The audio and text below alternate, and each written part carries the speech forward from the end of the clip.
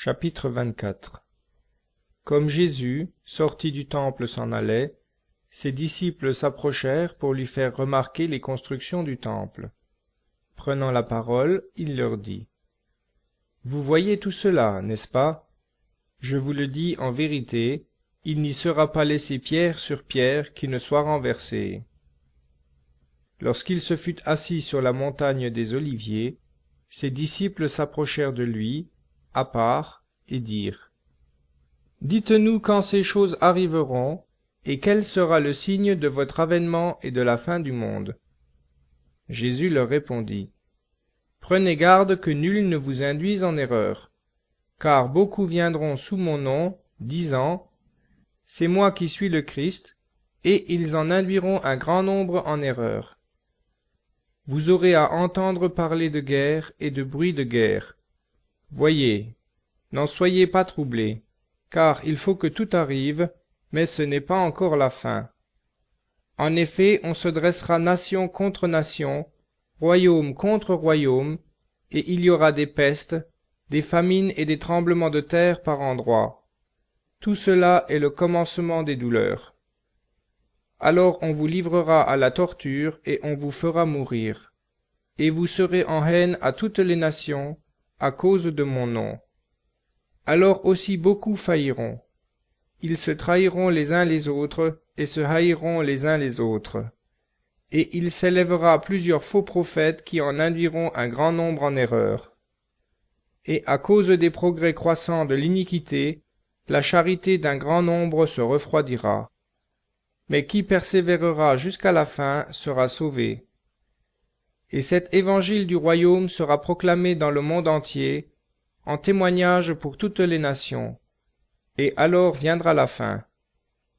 Quand donc vous verrez l'abomination de la désolation, dont a parlé le prophète Daniel, dressée en un lieu saint, que celui qui lit comprenne, alors que ceux qui seront dans la Judée s'enfuient dans les montagnes, que celui qui sera sur la terrasse ne descende pas prendre ce qu'il y a dans sa maison, et que celui qui sera dans les champs ne revienne pas en arrière pour prendre son manteau.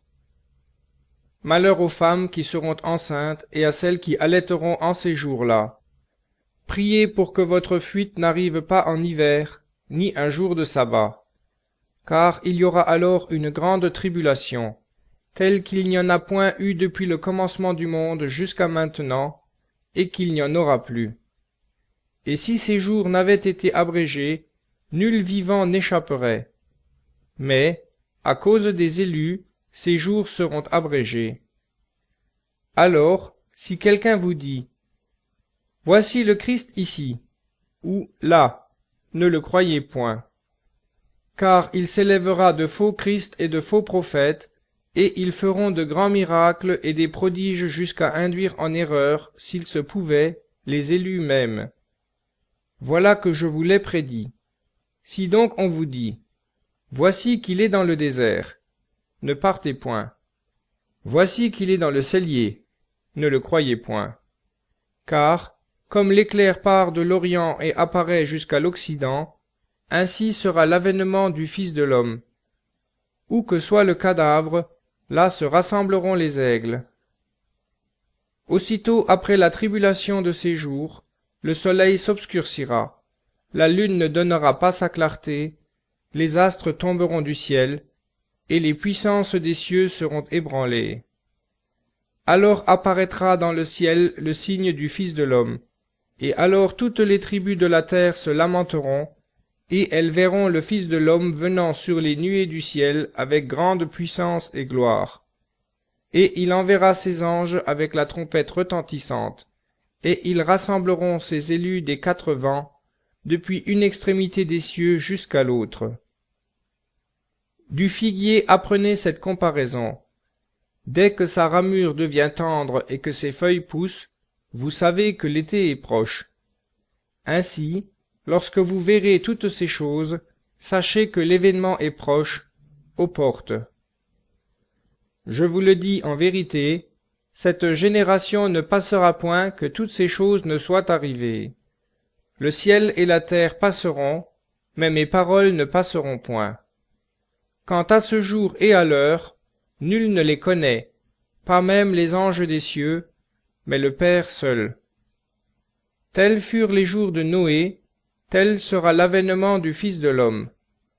Car de même que dans les jours qui précédèrent le déluge, on mangeait et on buvait, on épousait et on était épousé, jusqu'au jour où Noé entra dans l'arche, et qu'ils ne surent rien, jusqu'à la venue du déluge qui les emporta tous, ainsi sera aussi l'avènement du Fils de l'homme.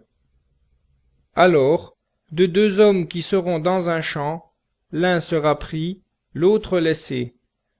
De deux femmes qui seront à moudre à la meule, l'une sera prise, l'autre laissée. Veillez donc, puisque vous ne savez pas quel jour votre Seigneur doit venir. Sachez-le bien, si le maître de maison savait à quelle veille le voleur doit venir, il veillerait et ne laisserait pas percer sa maison. Tenez-vous donc prêts, vous aussi, car c'est à l'heure que vous ne pensez pas que le Fils de l'homme viendra. Quelqu'un, donc, est-il le serviteur fidèle et prudent que le maître a établi sur les gens de sa maison, pour leur donner la nourriture au temps voulu? Heureux ce serviteur que son maître, à son arrivée, trouvera agissant ainsi. En vérité, je vous le dis, il l'établira sur tous ses biens. Mais si c'est un méchant serviteur qui se dise en lui-même « Mon maître tarde », et qu'il se mette à battre ses compagnons de service, qu'il mange et boive avec les ivrognes, le maître de ce serviteur viendra au jour où il ne s'y attend pas, et à l'heure qu'il ne sait pas, et il le fendra en deux, et lui assignera pour lot celui des hypocrites. Là il y aura les pleurs et le grincement des dents.